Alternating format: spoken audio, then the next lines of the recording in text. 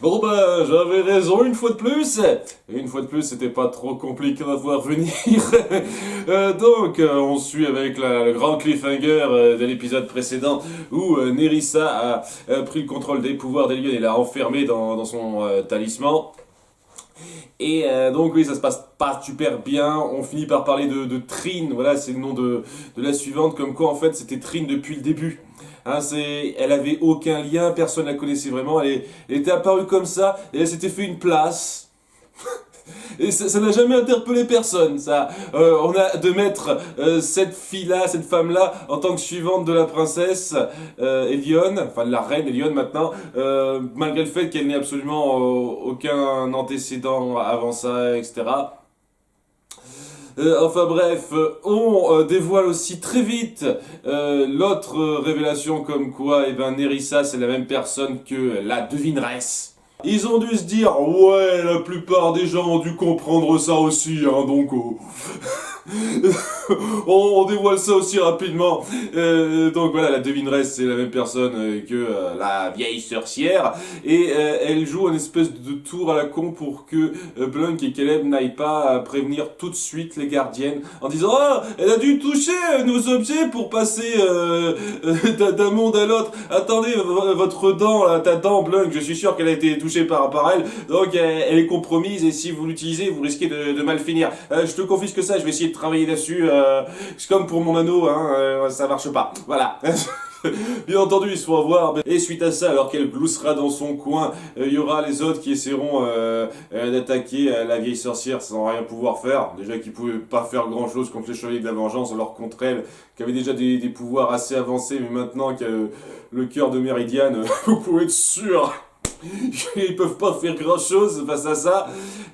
Parallèlement, on aura donc nos héroïnes qui s'apprêtent à recommencer l'école. Les vacances sont terminées. Tout le monde est un petit peu démoralisé par ça, sauf Tarani parce que c'est l'intello du groupe. C'est marrant. Mais la chose qu'elle leur montre, c'est qu'elle a fait des recherches sur les gardiennes. Et ça me fait vachement marrer cette connerie. C'est le genre de truc que vous devriez faire, mais genre depuis le début. Mais vous le faites pas parce que vous n'avez absolument aucune curiosité sur qui vous êtes. Je trouve ça dingue, quoi. Ça fait une saison et demie que vous êtes des gardiennes, et le genre de choses qu'elle a faites, les recherches qu'elle a faites, elle aurait dû les faire genre à l'épisode 2 ou 3 de la saison 1, pas maintenant. Mais il fallait que ça vienne maintenant. Énormément de trucs qui doivent venir maintenant parce que l'information peut pas venir tout de suite comme ça. Donc, elle a fait des recherches, Tarani. Elle a trouvé, je sais pas où sur internet, un truc qui raconte d'où vient exactement le pouvoir des gardiennes et comment ça se goupillait avant. Donc, avant, il y avait 4 gardiens dragons, ça, elle le savait. Hein, elles n'ont pas cherché ça, elles ont attendu que tout d'un coup la grand-mère d'Aileen leur dise. Déjà, ça, elles ont attendu un petit peu, mais il y avait plus à ça et elle a fait des recherches par rapport au pouvoir de la fille qui les commandait un petit peu et elle avait le même pouvoir de quintessence que Daenerys et son pouvoir lui permettait notamment d'avoir accès à la foudre et ça correspond totalement au pouvoir de Will et elle se rend compte que oui, ben ça a tout l'air d'être une ancienne chef de gardienne elle aussi. Voilà, donc ça aussi c'est un truc que j'avais prévu. Là aussi je pense que c'est assez évident à voir venir quand même. C'est que maintenant qu'elle se pose la question là-dessus évidemment. Hein, je trouve ça dingue, vraiment. Je trouve ça dingue qu'elle se pose la question que maintenant. N'empêche que oui, là maintenant on a la confirmation d'à peu près tout sur Nerissa, donc que c'est une ancienne chef des gardiennes, que c'est également l'oracle, et que c'est également Trine. Ça c'est de la surprise. Je pensais pas que Trine, la suivante qu'on avait vue à quelques reprises depuis la saison 1, donc ça a été instauré depuis un petit moment, allait être également la vieille sorcière Nerissa. Si ça se trouve, elle prend les traits d'une autre personne, elle prend les traits de 50 000 personnages connus. Étant donné qu'elle a ce pouvoir super pratique de change-forme, bah, ce sera fastoche ça, hein. Sachant que, étant donné que ça doit venir de ses pouvoirs de chef de gardienne, ça doit vouloir signifier que dans le futur, Will pourra faire ça aussi. Tellement cheaté, gardienne. Bref, il y a ces recherches-là qui sont faites, c'est histoire de se renseigner un petit peu maintenant. Elle pensait pas le faire avant, donc comme je l'ai dit. Et il y a la grand-mère de Eileen qui écoute ça, et ça attise un peu un souvenir chez elle. Alors que je sais pas, Ça fait partie des trucs, on aurait dû lui en parler dès le début, la grand-mère de Aileen, et ça aurait dit lui titiller à mi-voir tout de suite. Mais non, non, non, il faut qu'elle donne des réponses au compte-gouttes. J'y viendrai. Bref, Caleb qui se rend compte de son impuissance face à la vieille sorcière, qui a la gentillesse de ne tuer personne. Hein. Elle montre sa supériorité de pouvoir, mais en dehors de ça, elle reste dans son coin, elle montre juste « Ah, je suis plus puissant que vous pouvez pas me battre » et puis je me barre à chaque fois. Hein, elle est sympa par rapport à ça. Hein. Elle aurait pu être plus destructrice, faut avouer. Bref, Caleb, qui veut un petit peu arranger les choses et prévenir les gardiennes malgré les risques, se dit « Ok, même si je risque de mourir en ouvrant un portail, il faut quand même le faire, il y aura au moins un de nous qui pourra aller prévenir les gardiennes. » Il a cet esprit de sacrifice, c'est assez joli.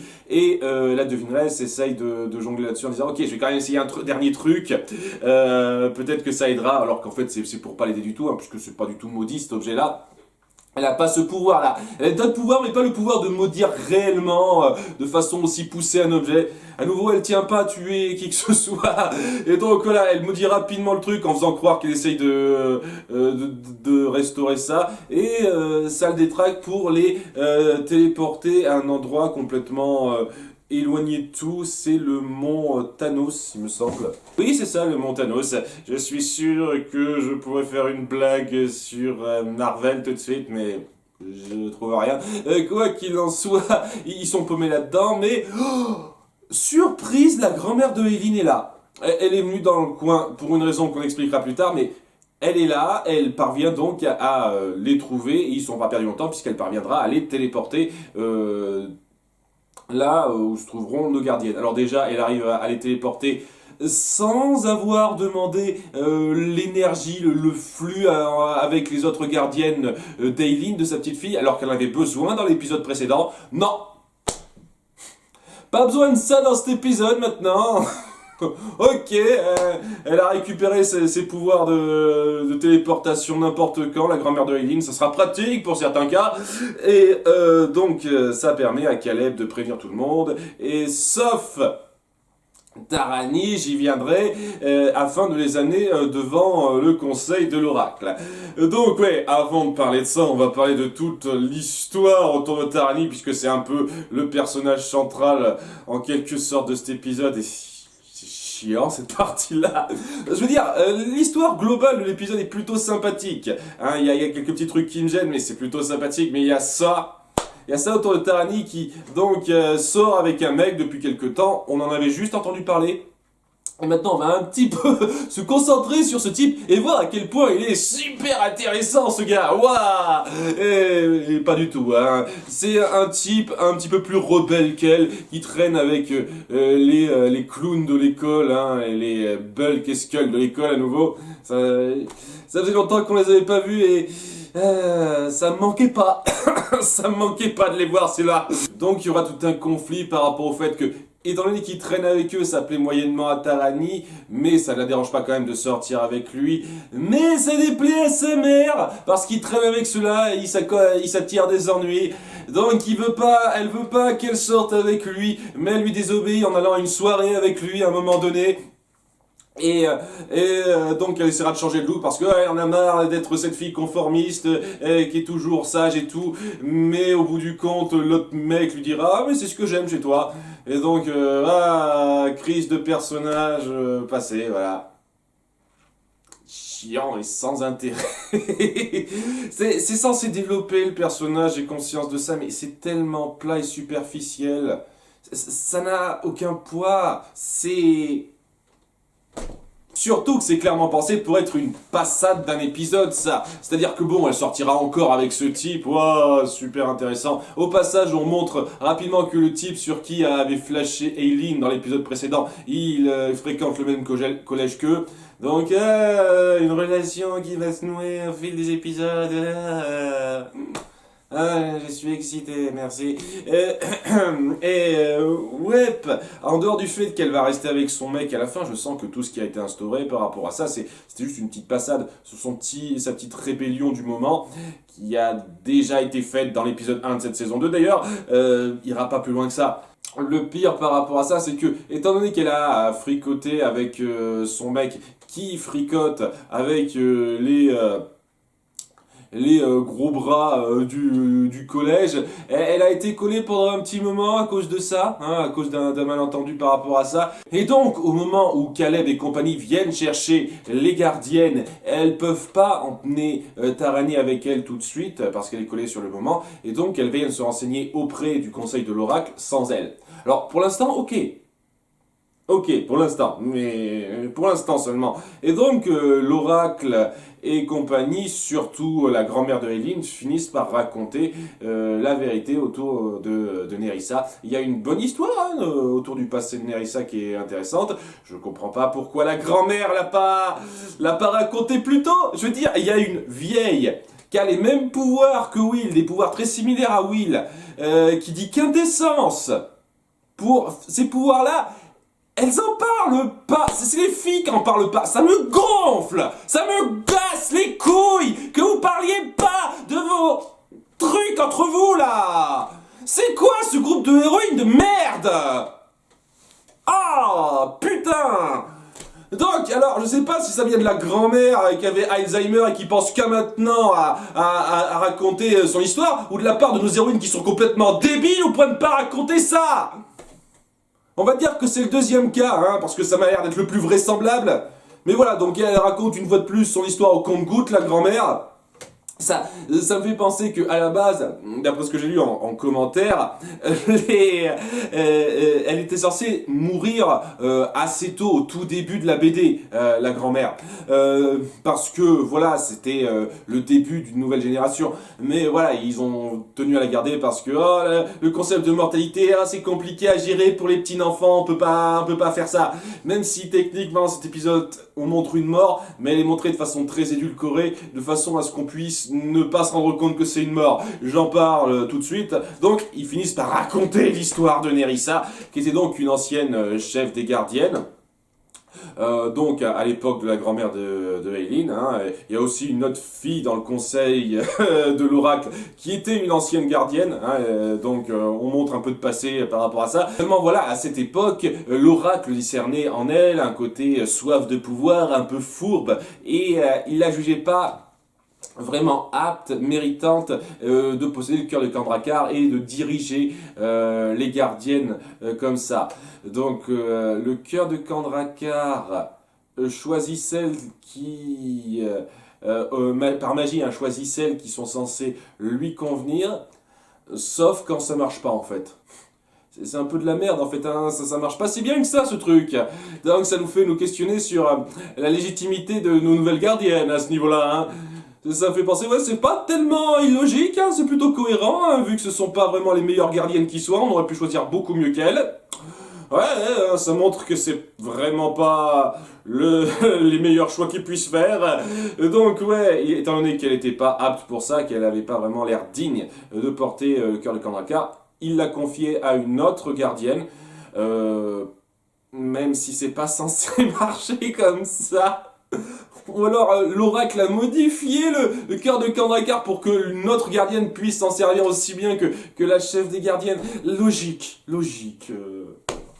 Je veux dire, on a passé toute la saison 1 à montrer que seul Will vraiment peut manipuler le cœur de Kandrakar de façon efficace. À part pour deux trois trucs, mais non en fait, tout le monde peut le faire si l'oracle donne sa permission, une connerie comme ça.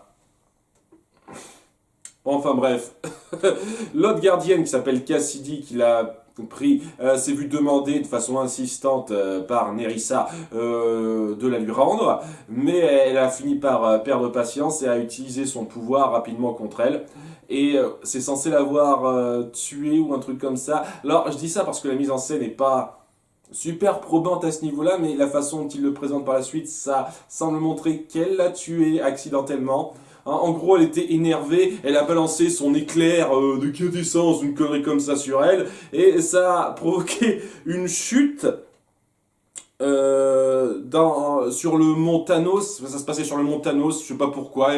Ils ont décidé de se réunir sur le mont Thanos parce que c'était leur QG à l'époque, j'en sais rien. Et donc, ouais, il y a une partie de de falaise qui s'est effondrée. On voit pas exactement ce qui lui arrive à elle, mais ça s'est effondré et elle a disparu et elle est morte apparemment. Voilà, on montre rien de façon précise, etc. Et je vois pas en quoi c'est censé vraiment appuyer qu'elle meurt, ce truc-là. Un petit coup d'éclair rapide, sachant qu'elle a le pouvoir de voler, etc. Elle avait le cœur de Kandrakar sur elle, mais non, non, non, ça l'a tué, ça. Ok.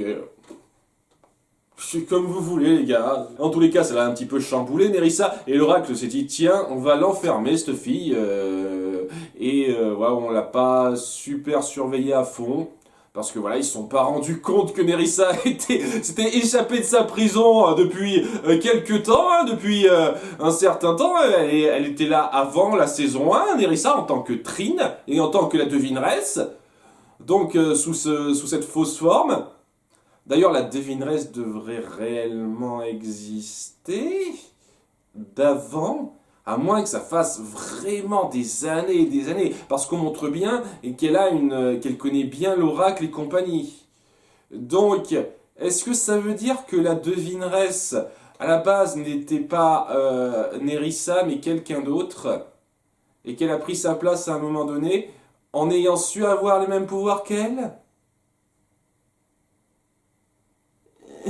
À moins que ce soit un autre pouvoir de la chef des gardiennes, je peux prédire l'avenir et... Ok. Donc, ouais, dans la logique, pour l'instant, dans ce qui m'est montré, je trouve pas que ce soit hautement... que ça s'explique si bien que ça, sur le coup. Mais ouais, ça montre que l'oracle et compagnie sont une grosse bande de branques qui n'ont même pas fait gaffe à l'ancienne gardienne qu'ils ont emprisonnée, qui s'est échappée il y a au moins 2-3 ans de ça. Non, non. Ah non, non, ils font pas gaffe à ça. Le camp des gentils est une bande de branques. Voilà. Enfin bref, ça mène une autre petite réflexion par rapport à ça. Donc, la grand-mère de Eileen, quand elle a entendu parler donc des anciennes gardiennes, quand Tarani a fait des recherches, donc comme quoi ça semblait correspondre à Nerissa, ça a dû lui titiller la mémoire et elle s'est dit, ok, je vais aller voir comment va Nerissa. Elle était peut-être enfermée sur ce mont en question, hein, sur ce mont Thanos. Et à nouveau, personne n'a pensé à voir ça. C'est pour ça qu'elle s'y est rendue. Et donc, par souci de je sais pas trop quoi, c'est un truc qui l'a grandement marqué, lorsqu'elle a enchanté la dent de Blunk, Nerissa a fait en sorte qu'ils atterrissent sur ce mont où elle a été enfermée, parce que c'est un truc qui l'a grandement marqué, c'est un trauma pour elle, donc c'est l'endroit automatique où elle les envoie si elle veut, je sais pas. Ok, donc petite coïncidence un peu facile, je trouve. Enfin bref, c'est là que nos gardiennes se disent, ok, avec tous les pouvoirs qu'elle a, on a peut-être une chance encore de l'affronter, même à 4, parce que bon, on va pas passer une seule seconde à aller chercher Tarani pour avoir le pouvoir des 5 gardiennes. Ah, une fois de plus, cette connerie comme quoi vous avez plus de pouvoir ensemble, mon cul, quoi, vous jonglez pas du tout avec ça, vous en branlez totalement, hein. Mais alors, totalement. De ce côté-là, vous devez pas être séparés parce qu'ensemble vous avez plus de pouvoir. Bah mon cul, hein, on s'en tape. Donc elles y vont à 4 en laissant Tarani faire sa petite vie parallèle que j'ai déjà racontée. Et bien sûr, elles se sont pas vraiment de taille face à Nerissa qui les attaque directement. Le truc principal de Nerissa, c'est de donner vie aux objets. Même pas aux objets électroniques, non, non, non, aux objets. Maintenant, elle a ce pouvoir-là. Encore, je peux comprendre, puisqu'elle a le cœur de Méridiane. Ok. Mais le truc par rapport à ça, c'est que Will, en s'inspirant un petit peu du pouvoir de Nerissa, semble avoir le pouvoir de contrer ça, de refaire la chose à sa sauce. Ah, elle peut dire quintessence, elle aussi, et arriver à contrôler les objets. Pas les objets électroniques, les objets. Upgrade, c'est super. Magie. Et ouais, quoi, c'est un combat que je trouve un peu bof dans la mise en scène. C'est chaque personnage qui se fait attaquée par un objet quelconque dont Nerissa prend le contrôle au bout d'un moment. Et elle finit par se barrer pour vouloir aller s'en prendre à Tarani qui est toute seule. Ah, c'était très intelligent de votre part, les filles. Ah. Et, au bout d'un moment, donc, grâce à son nouveau pouvoir trouvé, Will parvient à calmer les objets avec sa quintessence. Et elles se disent, ah, elle va attaquer Tarani. Et il leur faut 1 minute de réflexion pour se dire, ah ouais, ça doit être ça qu'elle veut faire. Malgré le fait qu'elle a plus ou moins dit tout haut ce qu'elle comptait faire avant de partir devant certains d'entre eux. Il me semble que c'était Caleb et Blunk ou Will. Enfin, il y avait quelqu'un là-dedans qui a entendu ce qu'elle a dit au moins. Mais il leur faut 1 minute pour comprendre ça. Et donc, alors que Tarani se trouve à une fête, à une soirée avec son petit copain dont j'en ai rien à branler du nom, hein, vous pouvez le dire en commentaire, je m'en bats les couilles, elle finit par se faire attaquer par Nerissa, qui fait en sorte que tout le monde quitte la boîte, sauf elle. C'est... Ok, je trouve que c'était un peu facile dans la mise en scène, et... elle n'a pas beaucoup le temps de se défendre, Tarani, que les gardiennes viennent à son aide, malgré le fait qu'il aurait fallu un certain temps pour comprendre ça. À nouveau. Malgré le fait aussi que personne ne savait où elle se trouvait précisément. Encore, je veux bien que Nerissa, cette espèce de pouvoir à la con, quoi, de cibler une gardienne là où elle se trouve, mais normalement, ça c'est un truc qu'on a montré dans la saison 1, elle a pas ce genre de pouvoir, Will, techniquement. Sauf si à nouveau elle l'a acquis hors champ, et on l'explique pas. Mais bon, ils savent tous où elle se trouve. Voilà.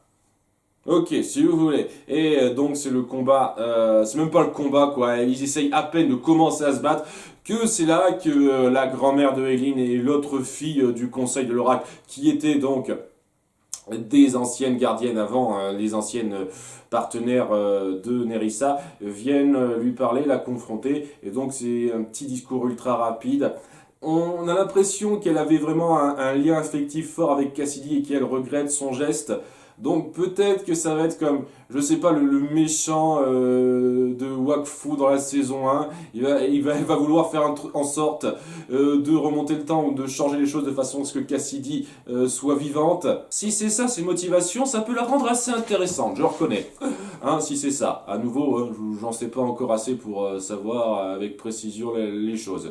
Mais voilà, ça se termine là. Après avoir discuté avec les deux autres vieilles, elle finit par se barrer en disant « Oh, ce n'est pas fini », malgré le fait que techniquement elle peut facilement les battre. Je veux dire, c'est pas deux anciennes gardiennes qui ont clairement pas autant de pouvoir qu'avant qui vont changer grandement la donne, mais bon, elle va pas essayer grand chose. Elle se barre et dit à la prochaine. Et je suis sûr qu'après ça, nos filles vont continuer leur vie tranquille en attendant qu'il se passe un truc de pas bien. Malgré le fait qu'Elion est en super mauvaise posture, encore pire que dans la saison 1, elles vont continuer leur vie tranquille peinard en disant « Ok, on attend que les choses arrivent pour réagir ». Combien vous pariez que ça va être comme ça par la suite, hein? Combien vous pariez? Mais bon, je me suis beaucoup plaint, j'ai pas mal gueulé. Je trouve que c'est super forcé la façon dont les informations viennent au compte-gouttes et la façon dont les gentils se comportent comme des crétins. Vraiment, notre groupe de gentils se comporte comme des crétins qui savent rien prévoir et c'est saoulant au bout d'un moment. Malgré ça, j'ai apprécié toute la backstory, l'histoire que vous avez faite autour de Nerissa, la façon assez sobre que vous avez eu de faire toutes les révélations autour d'elle.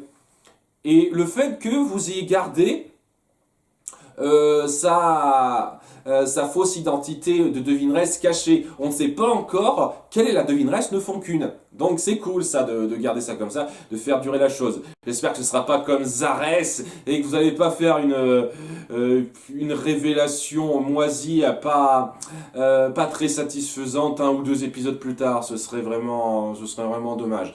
Mais en dehors de ça, cool. Vraiment, c'était cool cette histoire que vous avez racontée et le conflit qu'elle crée. Les combats auraient pu être mieux faits. C'est clair et net que l'histoire de Tarani, la petite intrigue de Tarani était sans grand intérêt. Mais ce que vous avez raconté, ce que vous mettez en place pour la méchante était très sympa, très bien. Et ça permet de donner un épisode pas mal, vraiment pas mal. Et ça peut promettre une fois de plus par la suite, hein. On verra un peu ce que ça donnera. À bientôt pour l'épisode 12, bye.